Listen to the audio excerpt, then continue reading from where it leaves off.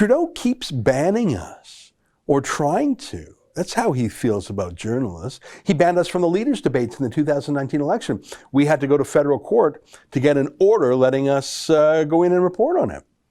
Trudeau literally ordered the RCMP to frog march our reporter out of a press conference last year. Trudeau hates us, and he even taunts us from Parliament. It is disappointing to see the Conservatives engage in peddling rebel media conspiracy theories. So he can taunt us, but he has deputized a convicted criminal named Stephen Guilbeault, who's now the Heritage Minister, convicted criminal.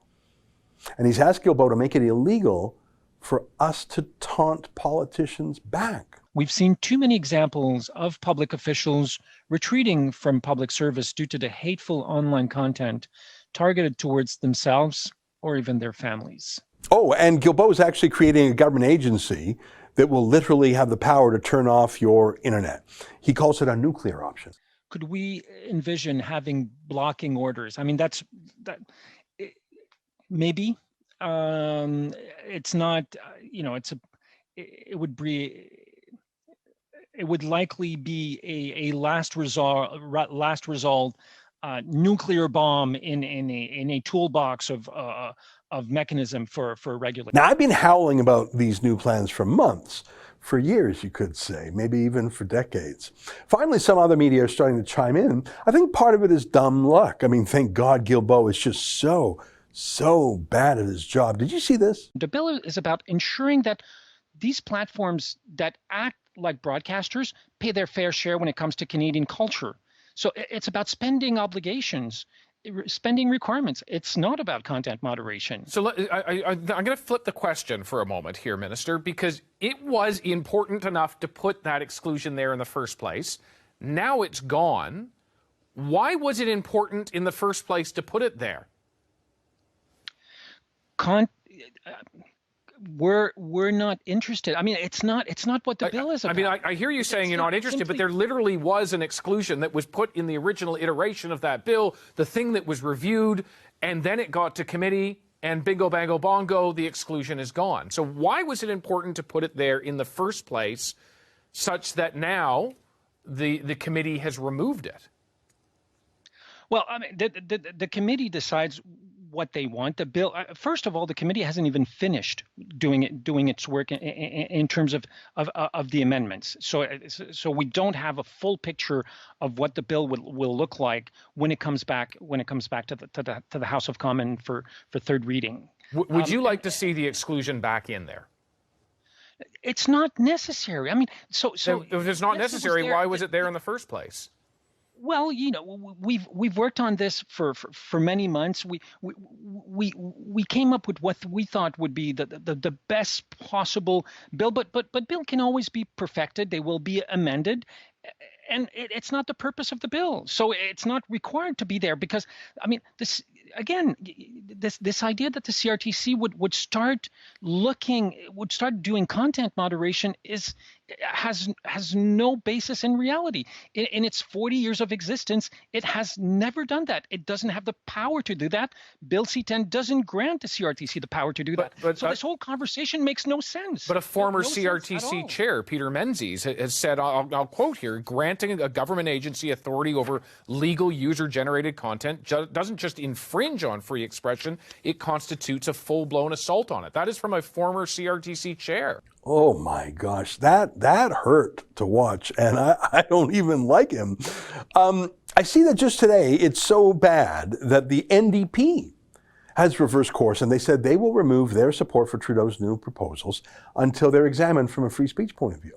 If the NDP is worried about freedom, you know Guilbeault and Trudeau and their bill is really, really bad. And I'm pleased to say that even the awful Conservative Party of Canada, the Erin O'Toole Party, the pro-carbon tax, pro-CBC, pro-cancel culture, pro-foreign aid Conservative Party, they realize that they should be on the right side of history on this one too. So they waited really until the last minute to choose sides.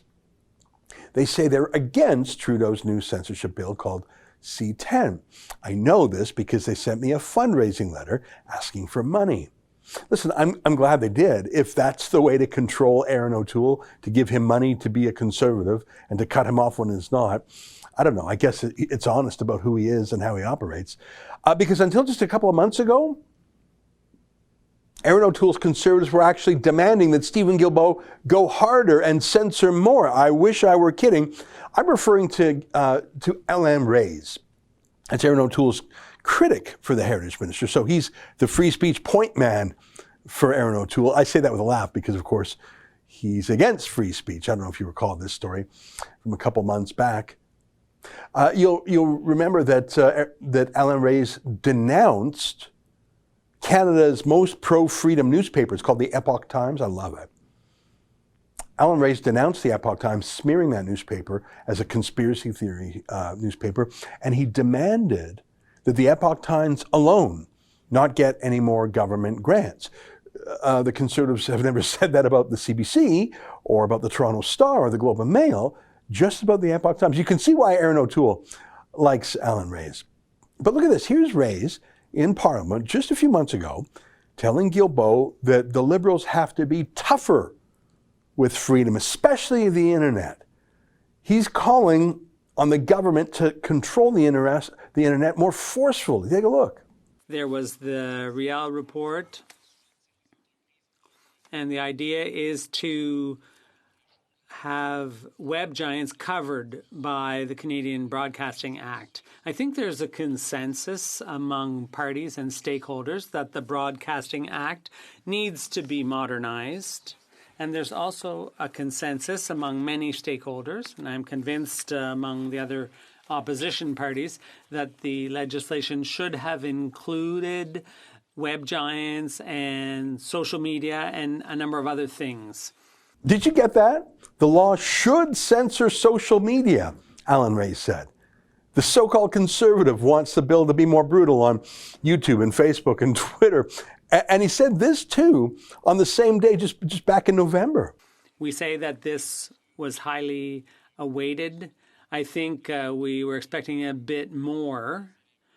This legislation should include things like print media. They are having a hard time surviving because of declining revenues. The minister explained that the Liberal strategy is to divide these issues up into many parts. Be more robust and get into print media? The Conservatives want the Liberals to get into censoring print media. Yeah, thanks, buddy. We already have an NDP party and a Liberal party and a Communist party. Take a look at this. But we don't see it in the bill. There's nothing in this bill that allows for the regulation of social media or platforms like YouTube. And it's clear, we would have liked to have seen this in the bill. The minister even says we have to find a way of preventing hate speech, conspiracy theories, and fake news that's shared. But right now in the bill, unfortunately, we won't even be able to amend it in that aspect, and because it's simply absent from the bill. Did you catch that? The Conservative Party was pleading with Stephen Guilbeault and Justin Trudeau, asking them to take a harder line with the internet, and YouTube in particular. They named YouTube, who do you think they're talking about, to weed out conspiracies and misinformation. The Conservatives were demanding that. That guy there was Alan Reyes. He's a Conservative spokesman. He's Aaron O'Toole's point man on this. Could you imagine any political party of any stripe with that power over you? The power to determine which opinions were good and which opinions were bad, which questions could be asked and which questions couldn't be. No party should ever have that power. But imagine being so stupid that you want to give that power to your opposing political rivals. Yeah, I'm glad Aaron O'Toole's useless Conservatives have had a last-minute change of heart when they saw the polls and saw the fundraising. But never forget, the entire political class, the entire establishment, they all want to control what you say and what you're allowed to see and allowed to hear. That's an excerpt from my daily show, The Ezra Levant Show. Every day I do a monologue on the news of the day, then I interview an interesting guest, and then I read my hate mail. You gotta subscribe. Go to rebelnews.com.